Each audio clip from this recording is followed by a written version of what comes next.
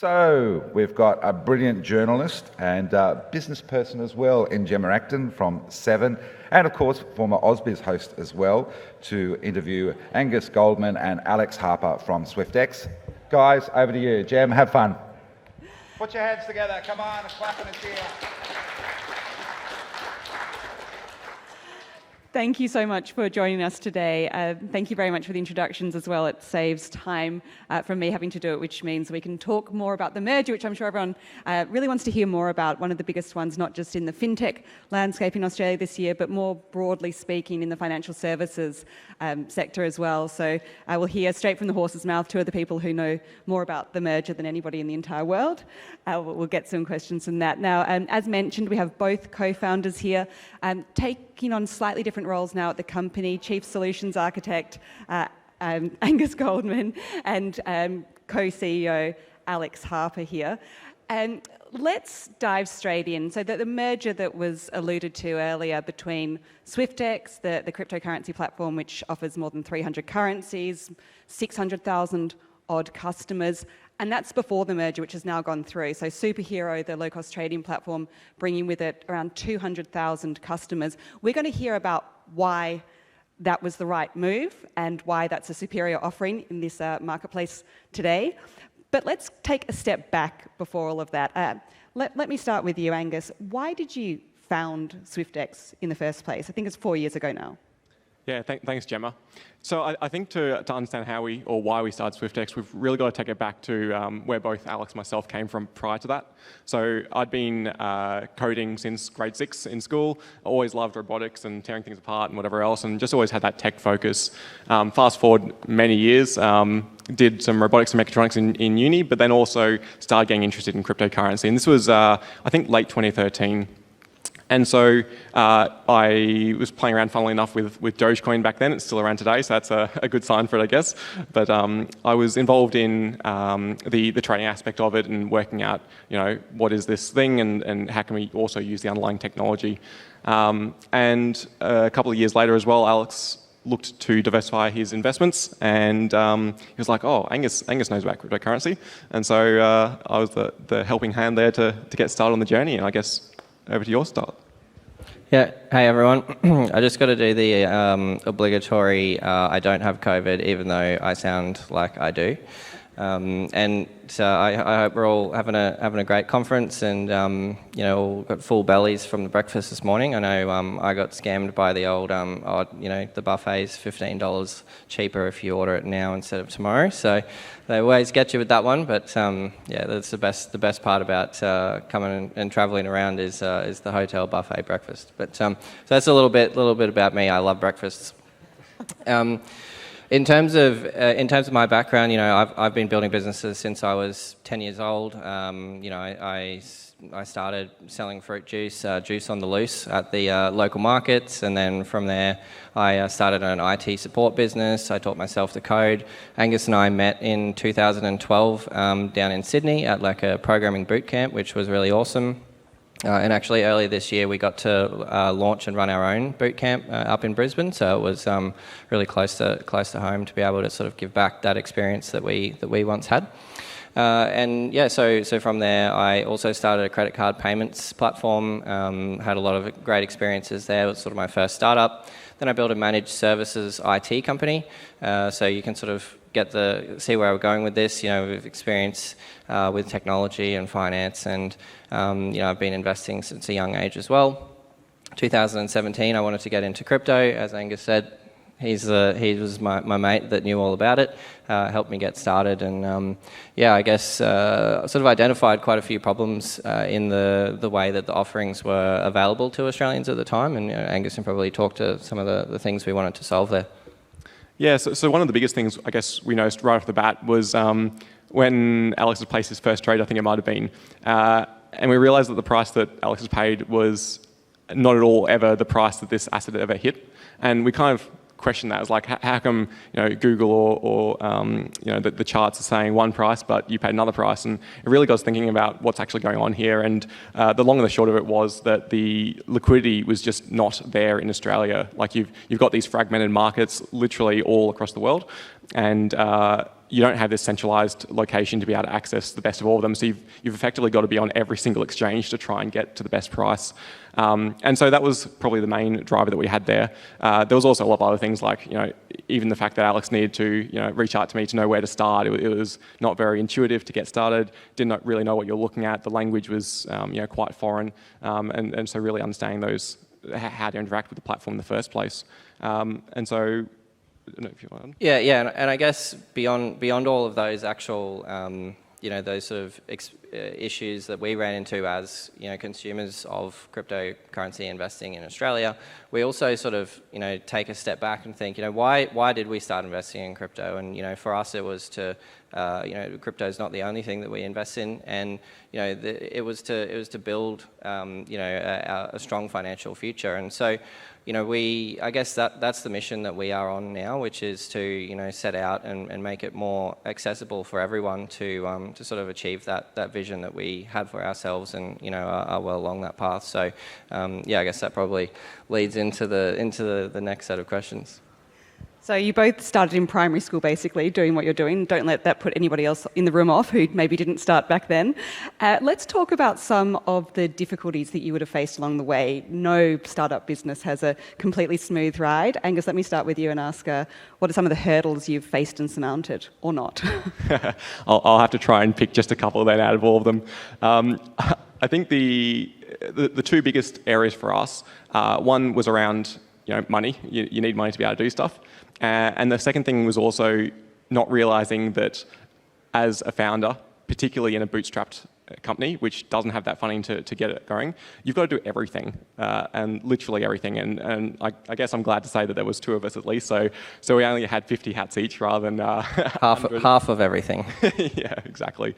And so being able to, I guess, learn a lot of different aspects of the business to be able to, understand, okay, well, what are we facing from, anti-money laundering, like just even learning about that, being able to build out the tech that's going to get us to a place where we can support 600,000 or 800,000 customers all wanting to trade at the same time. Moving back to the bootstrapped aspect, so not starting with funding means that you have to essentially be revenue first, otherwise it's not going to last very long. And so from the trading that we'd done in crypto, we'd essentially sat there, looked at each other and was like, do we build a business or do we put a mortgage down on a house? And obviously the answer to that question today. But taking that further, you've got to be able to keep on building that revenue first and really make that the focal point of everything you do. And the strategies behind that we put in place was, well, the revenue comes from your consumers, right? Your users who are using platforms. So you've got to be obsessed with them and really drive forth every single piece of value that you can to them, because then they can reciprocate that benefit back to you as well. Highest rated exchange in Australia on Trustpilot. And look, certainly from my perspective, the journey that I've had to go on from, I guess, founder to CEO, I did a course with BDO, and special shout out to Mark Orchard, who hopefully is watching. Hey, Mark.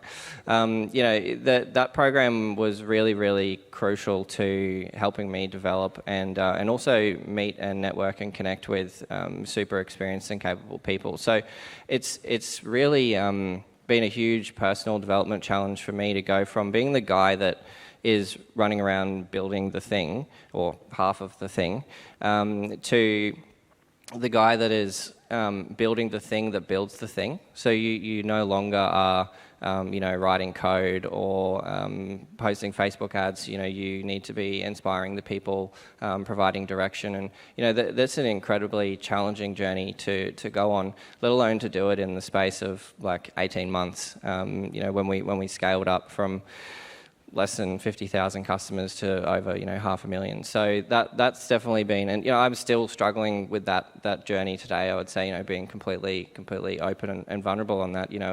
It's such a challenge to adjust your mindset and just continue to grow with the company and with the people. And certainly I think the key thing that I've learned and really recognised through this process is, and been fortunate enough, is to attract and retain really, really incredible people to the business that know more about everything that you can learn from and grow from. So, we've got some really great experienced people on our executive team who just, I see as all mentors to me rather than people that I sort of tell what to do. So it's been a really, really difficult but liberating experience for sure. Yeah, it's a really important point. As a company grows, the leadership's role really evolves from being all about product, all about evolving that, to managing so much of it. So how to allocate that and to make sure that you're doing the right job and you've got the right people in place to look after it as well. Let's talk about the merger now. So 4 years that Swyftx has been around. It was pretty early on in your journey, but also Superhero's journey, Superhero being founded in the same year, that the idea of a merger came up. Talk to us about how those discussions got off the ground and when the concept was actually floated. Yeah, well, it was actually, we first met the Superhero team down here at Intersekt last year, so plug to Intersekt, and shout out to Tommy here down the front row. Put your hand up, mate. So Tommy, certainly set off that relationship when down here. I'm sure probably at least half of you in this room have already met him. The guy certainly makes his way around and is very charismatic. So, that's where I guess the relationship kicked off. We've certainly been following the Superhero journey from when they launched. I'm sure many of us probably found it difficult to not notice the insane amount of advertising across the bus stops. There was a pretty heavy campaign done there. So, we followed that journey, and it, I guess, over the last sort of 12 months, when we sort of started shifting our focus to being more than just a cryptocurrency exchange, we started talking to people in the industry across equities. Seemed to be like the most sensible sort of first step, and we're also seeing international peers doing similar things. So we sort of reached out to Superhero, and we'd also seen in the media that they were looking at adding, their customers were asking to be able to trade crypto on their platform, and so we sort of just started talking. And then it became clear that we had a shared vision for the future of creating this sort of investment platform for people to grow their wealth. We wanted to make it fair, better access, better pricing, all that sort of stuff. So it just sort of started coming together pretty naturally that it made sense that rather these two independent brands that have been very successful in their own rights, going out there fighting against each other to build the same thing, that it's actually in the probably in the best interests of the consumers as well that we actually unite together as a stronger powerhouse to deliver the vision that we're both on. Let's talk about the concept of a financial super app.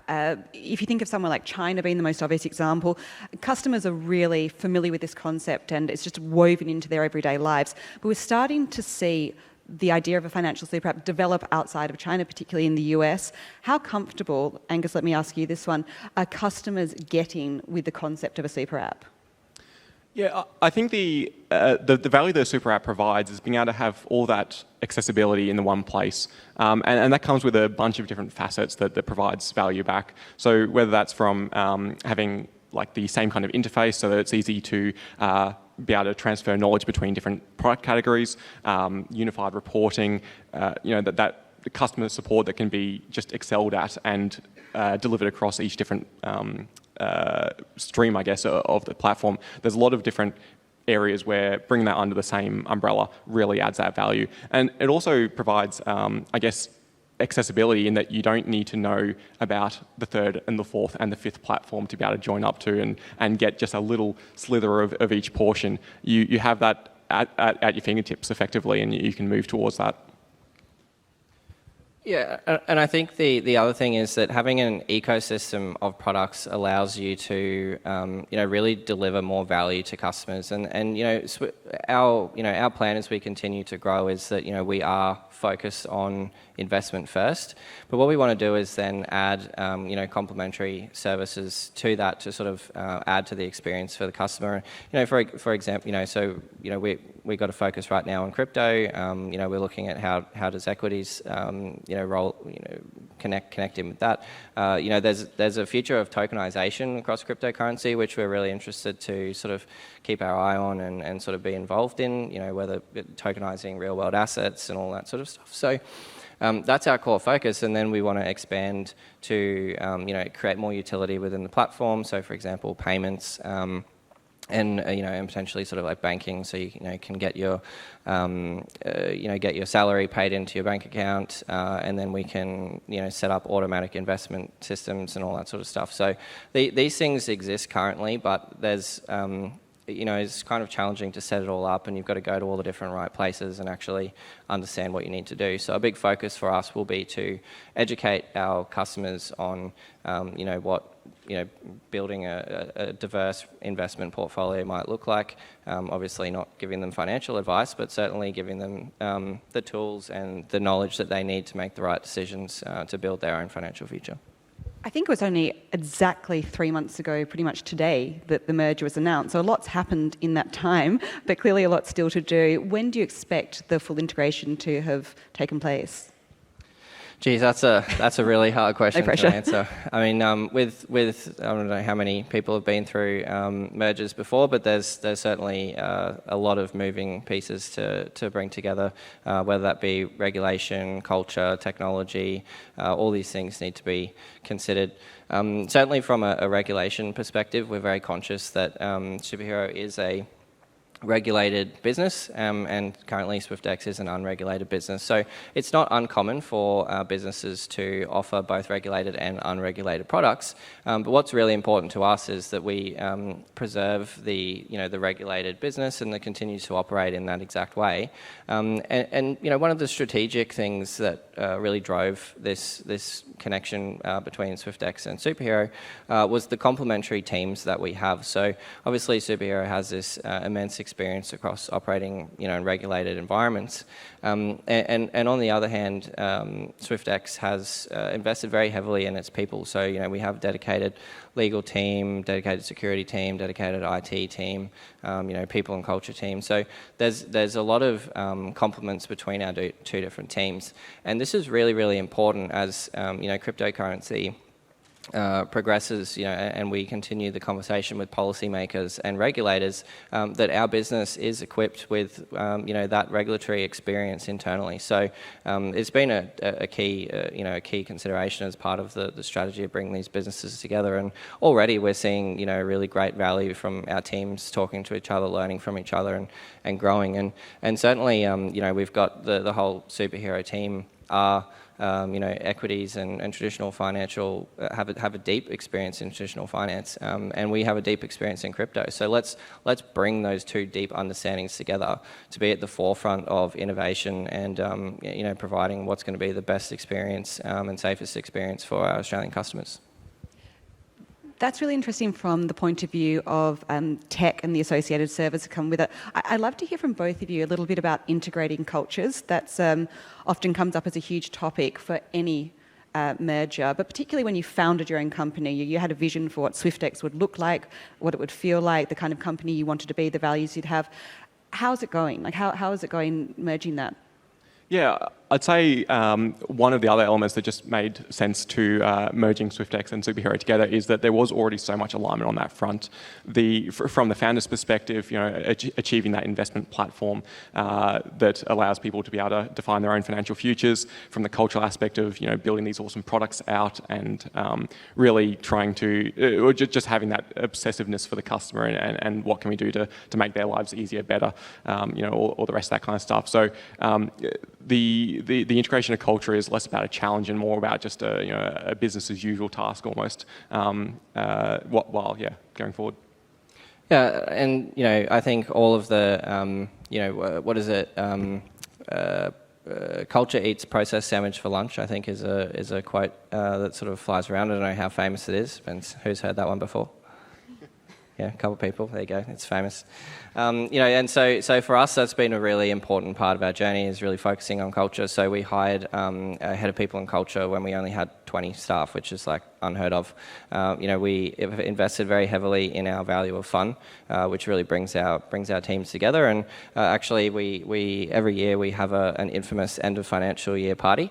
Maybe ask Tommy about how those go later on. But they're a really great opportunity for us to bring our team together. And this year, the timing worked really well, so we were able to actually fly nearly, I think, 60-70% of the superhero team up to Brisbane and celebrate together end of financial year, which was James Bond themed, so a few very embarrassing puns that I had to give in my speech. But it was really great to see the teams come together straight away. So I think what we're already seeing is the importance of not trying to just sort of ram these things together, but look for organic and natural ways where the efficiencies will just appear and people will come together. So. A James Bond party does sound quite bull market, and the climate in recent months, another rate rise. We've had 2.25% rate rises since May alone, a souring of market sentiment more generally, inflation, a very different environment to when the merger first was discussed. How has that changed things? Yeah, so obviously the market has changed recently, but it's also worth noting that both companies were founded in literal bottom of the previous bear market, like relative to crypto anyway. And so this kind of environment is not something that's new for us. It's literally what we've been born out of. And the learnings that we've already have under our belt to get through that time, to become revenue positive, to be able to expand and grow, we just get to put them back into action again. It's not lost knowledge, it's reusing that stuff. Yeah, and I think, we... like Angus said, we have been generating revenue as a business, positive for, I think, even like 6 months after we launched. So well, I guess when we initially sort of were talking about the merger, I think on the horizon we could see that this sort of started, that this was the direction things were going. So to us, it also made sense strategically that during these sort of times is the best time to be building and delivering more value to your customers. And so, that seemed like a really important piece of the strategy here to sort of bring these businesses together, look for efficiencies, and then over time see how we can then deliver more value to our customers. So I think that was not so much the markets we are in. We certainly hired very aggressively for an ambition that we had in a different market that existed, and we did unfortunately have to say goodbye to some of our team members last month, but there's lessons that we've taken from that, and certainly we need to make the prudent financial decisions to ensure long-term viability for our businesses. So it's been a difficult time for everyone, but I'm very confident that in the years ahead there'll be a strong recovery. Yeah, I think also like the really important thing is still building. So not taking these markets as meaning don't do anything. Everything's dead in the water, not worth continuing on. That's completely the opposite approach that we're taking. So trying to build out these products, get ready for the move in the market, the shift, the inflow back into it, and making sure that we're there at the forefront, ready for that. Well, let's talk about the future. We talked about the past, talked about the present. Looking out, the digital asset space is evolving so quickly, and with so many different actors. It's a global space. Regulators have a huge input, or will, going forward. How do you see it evolving, and how is the model you'll be going into the future with the right one? Yeah, so in much the same way that I guess Swyftx positions itself to be the broker in the situation, to be able to enable that access into eventually a suite of products along those lines, I think that cryptocurrency will do the same thing. So it'll become the backbone, like the infrastructure that everything else is built on top of, and you can kind of already see that in things like the internet, where not many people really know fundamentally how the internet works, but they do know you can open up your browser, see cat memes or whatever else you're gonna watch, and you don't need to understand the underlying component of it. And so building that interface layer on top so that people can interact with it, they can access it, is really where we're seeing the future of crypto, as well as what Swyftx can bring to the party as well. Yeah, I guess on that note, I sat on the very first panel I ever did when we set out on this journey to build a crypto exchange in 2018. I got asked, what is my favourite coin? What's my favourite project? And I said USDT or stable coins, right? And I basically had sandwiches and drinks thrown at me because it's the antichrist of crypto. It's this centralized model, but ultimately what it is a incredibly practical application of blockchain technology. And so, I certainly think that centralized bank digital currencies, will be an important part of our future. I got nothing to hide, so I'd love to be able to just press a button and the government knows exactly every single thing that I've ever spent my money on, and my taxes are just done for me. So, maybe that's not exactly how it's going to work out, but there's certainly lots of potential, I think, of this sort of blockchain-driven monetary system. And then, second to that, Angus mentioned that. I think there'll be a consolidation of cryptocurrency exchanges. So I guess what's the problem that Angus sort of explained at the beginning about sort of the liquidity, meaning that prices in Australia were like unequal to prices in other countries and that sort of stuff, was the core fundamental problem that we set out to build. So there's two different types of cryptocurrency exchanges, I guess. You have brokers and then you have like peer-to-peer exchanges. And there's certainly a value in both of those different models. But what we see is that every time a new peer-to-peer cryptocurrency exchange spins up, it fragments the liquidity capabilities across the particular market. So it's going to be really important, I think, to see consolidation across that space. And this is where brokers can really add value, because we can source liquidity from multiple different locations. We can create more choice for customers in terms of the different assets. We can build capabilities on top of it, for example, like demo trading, which is a feature that you can get on Swyftx. We have bundles, we have multi-buys, you can swap assets. So this sort of brokerage layer on top really can allow us to build and innovate really cool stuff for our consumers. And so I think that's certainly where we'll continue to focus as the industry matures. I think that'll be a key development over the next few years. We're just about out of time. We have 1 minute to go. There's been so much written and said about your businesses. We've heard so much about your businesses. There's very little online about either of you and your background. So I'm going to do a really rapid fire round of questions. Keep answers brief, a couple of seconds. I'm going to go Angus, Alex for all of them. Angus, if you weren't doing this, what would you be doing? Fighter jet pilot. Is that realistic, or is that a If I wasn't in tech, then yes. Can you fly a plane? Not yet. Okay. Alex? I would be the complete opposite, and I'd be living sustainably on a piece of land, growing my own carrots and, herding sheep. So, yeah, it was one or the other. It was either like go to the rainforest or build a tech company. So it's quite incredible that you two ever found each other. Hidden talent, Angus? Statistics just stick in my mind. So I'll have numbers for you. Oh, brilliant. Yeah, the guy literally thinks in numbers. I'm incredibly good at wielding cutlery because I have this weird hate for greasy fingers, especially greasy fingers on cutlery. So you'll catch me eating pizza, pies, ribs, chicken wings, all with a knife and fork. So watch me get in there. Angus, if you could instantly become an expert in something, what would it be? For learning, I think, like an expert learner. Be able to That's cheating. take that in, but then also be able to distill it down.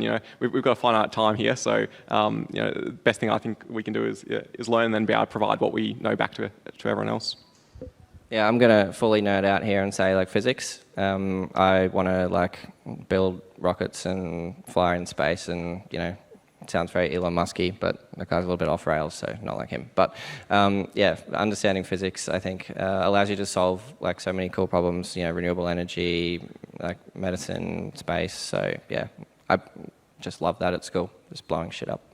Two extremely ambitious people here, so I think not far from the last we've heard from both of them. Please join me in thanking Angus Goldman, Alex Harper for joining us today. Thank you for being here as well.